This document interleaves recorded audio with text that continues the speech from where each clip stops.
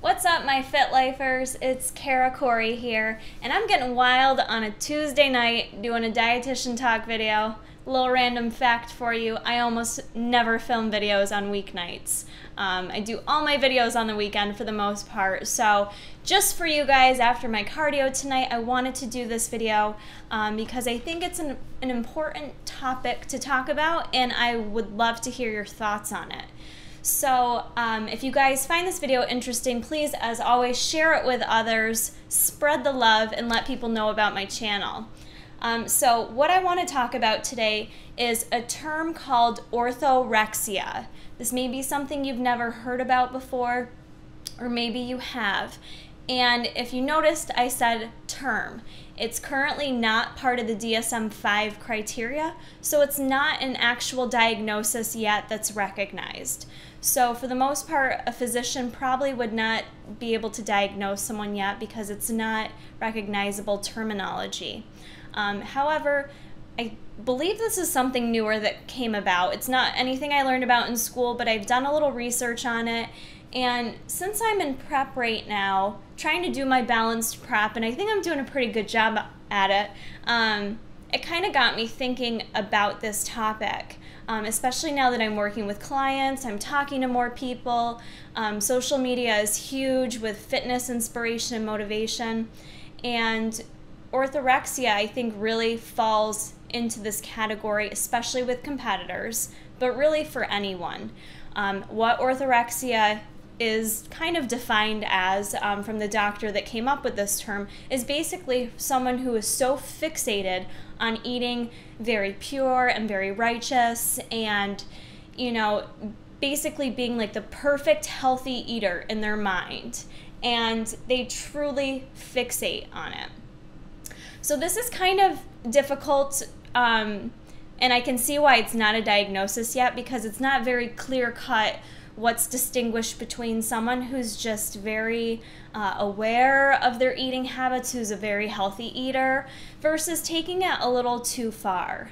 How this disorder, or this term I should say, compares to anorexia, which you've heard of, or bulimia, those two eating disorders are mostly linked with a desire to be thin and being fixated on your body. Again, not in every instance, but overall you see those two linked with a desire to be thin and very much fixated on your body and how it looks. Whereas the thought is with orthorexia, you're not necessarily like striving for this perfect body or wanting to be thin and thinking you're fat and all those types of feelings. It's truly more about being so overly focused on your healthy eating that it's how you self-identify and it's how you find your confidence in your self-esteem. Again, it's a fine line because as a dietitian, I want people to eat healthy. I think eating healthy makes you feel good about yourself, and that's fantastic. But there is a point of taking it too far. And really what this term kind of touches on is that you're taking it so far that it's literally all you think about. You almost hold yourself to a higher standard than other people. You feel like you're better than other people because of your eating habits. And when it really turns to orthorexia is when you're isolating yourself from other people and other situations because of your obsession with your healthy eating. Maybe that sounds far-fetched to some of you. Maybe it doesn't. Maybe it hits home for you. I mean, as I was looking over the information on this, I always personalize stuff when I read it, and I think about how it relates to me. Have I ever fallen into that mix? And if I've known anyone who's been like that before too. And so I ask you to kind of think about this while I'm talking about it, and think about if you've known anyone like this.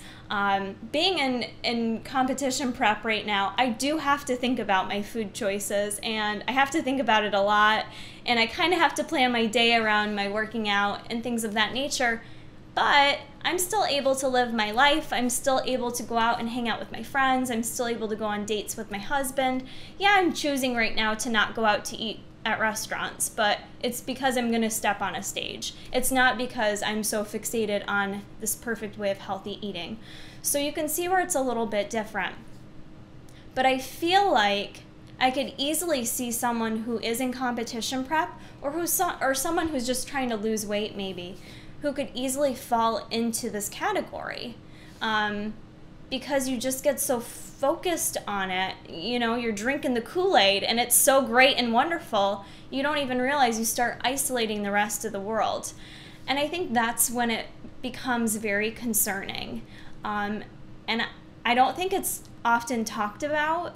I mean, who wants to admit they isolate themselves due to food? That could be very shameful and you'd feel very guilty, or maybe you don't even recognize it, to be honest with you. But I think that's where healthy eating goes a bit too far. If that's your means of self-identifying and feeling confident, and it's your only way to classify yourself as based on your eating habits, then there might be a problem there, and there might be something underlying going on. And why someone might be orthorexic could be a multitude of reasons. It could be due to lack of self-confidence. It could be same with other eating disorders where you're just trying to control something in your life. Could be due to a bunch of different things. But I think that, you know, it's something to be cautious of, especially for those of you on your fitness journeys, about taking it too far. And I think there's a lot of good information out there, and there's also so much information out there too on healthy eating that people do become a bit obsessed with it. Are they orthorexic? I don't know. But I do think, you know, some people do take it to the extreme with getting so obsessed with it that maybe they do miss out on, you know, huge events with their friends and their family and their loved ones. And to miss out on life, I just, you know, I hate for people to really consume themselves so much with food. So one of the things that I just wanted to read real quick to you, for those of you kind of wondering if you've known someone or if maybe you're in this category, think about how you'd answer the following questions. If you respond yes to a lot of these, then you may fall into this category. So just think about it. Do you wish that you occasionally could just eat and not worry about the food quality and quantity? Do you ever wish you could spend less time on food and more time on just living your life and loving your life? Does it seem beyond your ability to eat a meal prepared with a loved one or prepared by someone else and to try not to control what's served? Are you constantly looking for ways foods are unhealthy to you? Are you constantly making excuses why you can't eat things or try different things? Do love, joy, play, and creativity take a back seat to your perfect diet? Do you feel guilt or self-loathing when you stray away from your perfect diet? Do you feel in control when you stick to your correct diet? And have you put yourself on a nutritional pedestal and wonder how others can possibly eat the food that they eat? So I want you to think about some of those things and think about if you've said yes to any of them. And I'm not gonna lie, like I think about when I first started on the clean eating bandwagon or what have you, like I was drinking that Kool-Aid up. It was good. And I did kind of feel like, look at them eating their whatever, you know, I'm eating my clean food, I'm looking good. Like I remember, I'm gonna admit right there, maybe I'll get some hate for this, but I do remember feeling that way a little bit. And that's when clean eating was really new to me. Although I didn't fall to the degree where I was like isolating myself from others by any means, but again, I am a dietitian.